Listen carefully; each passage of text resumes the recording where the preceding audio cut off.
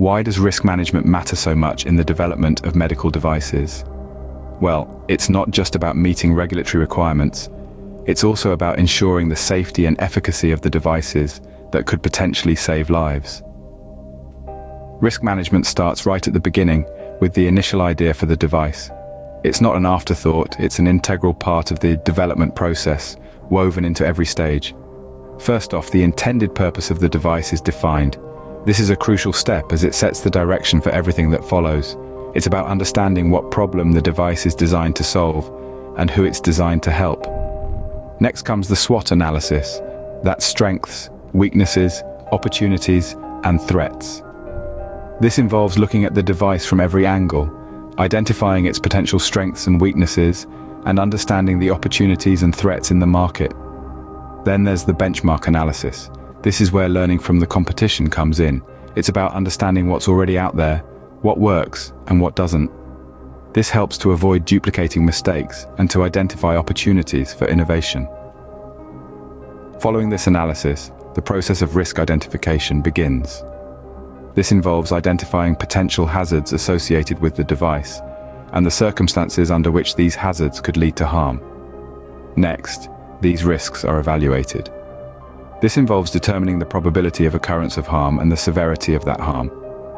This evaluation helps to prioritize the risks and to decide which ones need to be addressed first.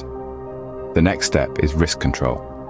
This involves selecting and implementing measures to reduce these risks. This could involve changing the design of the device, enhancing instructions for use, or implementing additional quality checks. Finally, the risk management process doesn't end when the prototype is created. It continues throughout the life cycle of the device, with ongoing monitoring and updating of the risk management plan. ISO 14971 is a key guide for this process, providing a framework for managing risks in medical device development. And MDR Annex 1 lays down the specific requirements that need to be addressed by risk management for every medical device. In addition, digital tools developed by regulatory thinking services can assist in your risk management activities, making the process more efficient and effective. So in summary, risk management in medical device development is a systematic, ongoing process that starts with the initial idea and continues throughout the life cycle of the device. It's about understanding and managing risks to ensure the safety and efficacy of the device. It's a crucial part of making sure that the devices we rely on in healthcare are as safe and effective as they can be. This video was made by the experts of regulatory thinking. Regulatory thinking was defined for regulatory integrated business planning and developed by HealthTech experts from industry, academia, and regulation. Regulatory thinking is taught at ETH Zurich. Contact your regulatory expert from Regulatory Thinking for more information, or ask for our regulatory thinking services.